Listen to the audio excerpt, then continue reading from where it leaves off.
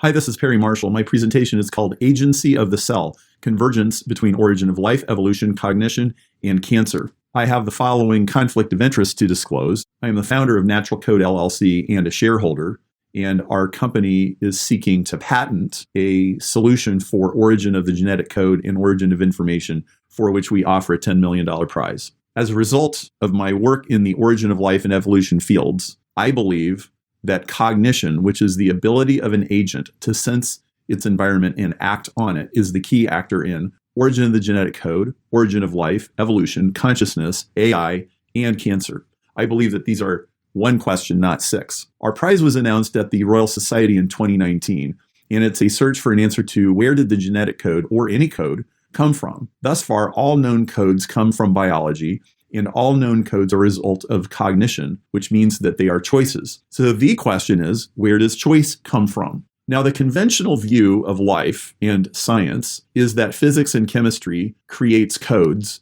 which leads to cognition. However, there is no evidence anywhere in empirical science or literature that either one of these steps actually occurs. What we know in actual practice is that cognition generates code, which controls physics and chemistry, which is the pattern that we see in any basic biology textbook if you understand the genetic code. There are no known exceptions to this. So I believe that biology has gotten cause and effect backwards for the last 100 years. I also observe that evolution is an active cognitive process. Barbara McClintock discovered in the 1950s that cells actively restructure their own genomes. Epigenetics shows us that acquired characteristics are passed to offspring actively, and we don't even know the extent to which is true. Genome chaos shows us that cancer cells can massively rearrange their genomes and go from one species to 1,000 species in a matter of weeks. We know that high-speed evolution occurs and new species emerge in weeks or months. And we know that bacteria and cancers have capacity for identifying either self or non-self when encountered by other organisms. James Shapiro wrote a paper in 2021 called All Living Cells Are Cognitive, where he made a robust case for precisely that. And cognition refers to the total set of mechanisms and processes that underlie information acquisition, storage, processing, and use at any level of organization. Cognition exhibits agency, which is only found in biology, and neither physical laws nor random interactions can make choices. So the question is, as Barbara McClintock asked in her Nobel Prize paper, what does a cell know about itself? Let's talk about AI for a second. General intelligence does not exist in machines, and even the most sophisticated machine learning requires monitoring by humans. Google, Facebook, and Siri do not exhibit any form of cognition, and genetic algorithms always run into a very stiff combinatorial explosion problem, which means there's very limited things that can be accomplished with just chance and selection.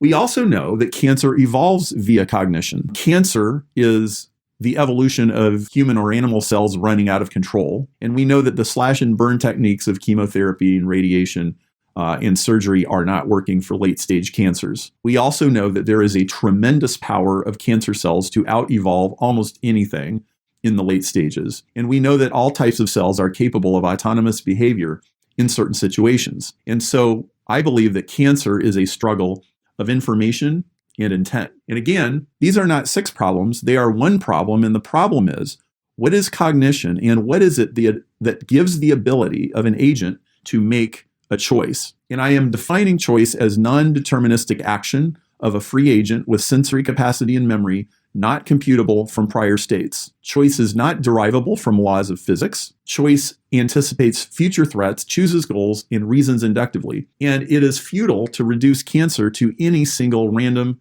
or algorithmic component. It doesn't simply obey rules. It makes choices. So the question is, how do we influence biological agents? I suggest that we need to treat cancer as an autonomous, purposeful agent with a unique identity and a capacity to choose. And I'd like you to ask the question, what if we can persuade cancer cells to want something different? Michael Levin and his lab have been triggering cancer cells to revert back to normal cells at will. And I believe that the origin and nature of information is the greatest question in science that can be precisely defined, and that the answer to this question is intimately related to curing cancer. And it could be that origin of life cannot be solved without understanding the very nature of cancer, and vice versa. Thank you very much, and these are my references.